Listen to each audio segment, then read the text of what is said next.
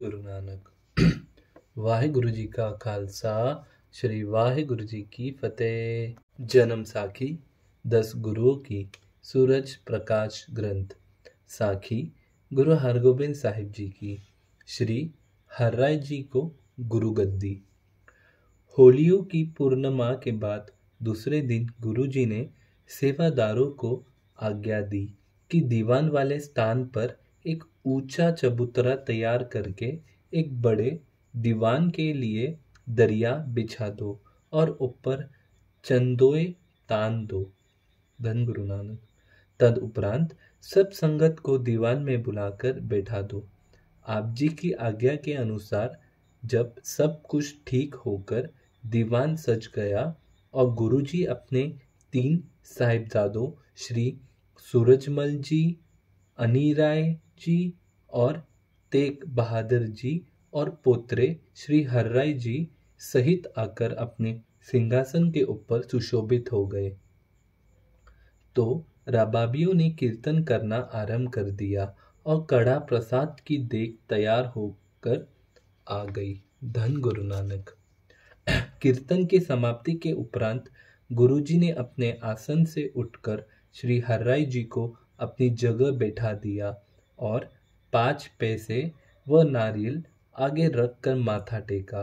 जब इस बात का पता माता मरवाई जी को लगा तो आप जी ने गुरुजी से कहा कि मेरा पुत्र सूरजमल में क्या दोष है जो आपने उसको छोड़कर गुरुत्व पुत्र को दे दिया है। धन गुरु नानक। सूरजमल के प्रति प्रसन्नता। गुरुजी बोले कि चिंता न करो, इनको कोई परवाह नहीं रहेगी, सब कुछ प्राप्त होगा। जब गुरुजी के इन वचनों से माता मरवाई जी की तसल्ली न हुई तो गुरुजी ने सूरजमल को बुलाकर पूछा कि तुम गुरु गद्दी लेकर गुरु बनना चाहते हो। सूरजमल ने कहा, महाराज मैं गुरु नहीं बनना चाहता, मैं गुरु घर की सिक्की चाहता हूँ। सूरजमल की इस नम्रता वाली बात को सुनकर गुरुजी ने कहा कि सूरजमल तुमने सिक्की मांगकर सब कुछ ले लिया है, तुमको शाबाशी है। धन गुरु नानक। तेरा वंश बहुत बढ़ेगा फूलेगा और गुरु गद्दी भी प्राप्त हो जाएगी।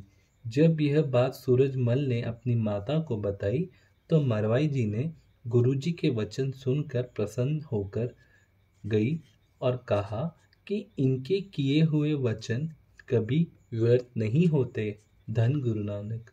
माता नानकी जी का वरदान लेना। माता मरवाई जी के पुत्र सूरजमल के प्रति गुरु जी के यह वचन सुनकर श्री तेग बहादुर जी की माता नानकी जी भी अपने मन में सोचने लगी कि मेरा पुत्र का क्या बनेगा।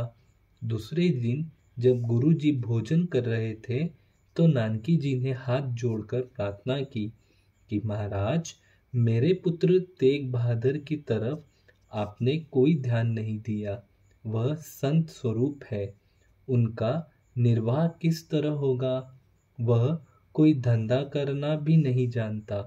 नानकी जी के यह विचार सुनकर गुरुजी ने कहा कि तेग बहादुर जी को समय अनुसार गुरु गद्दी भी प्राप्त हो जाएगी और उससे पहले यह गुरुत्व के बिना ही गुरु सम्मान पूजे जाएंगे। धन गुरु नानक। इनका पुत्र बड़ा प्रतापी होगा, देश से जलिम और जुल्म का नाश करेगा, अपना अलंग पथ चलाएगा। यह वचन सुनकर माता नानकी जी महाराज को माथा टेककर अपने निवास स्थान को चली गई। धन गुरु नानक। धन गुरु नानक।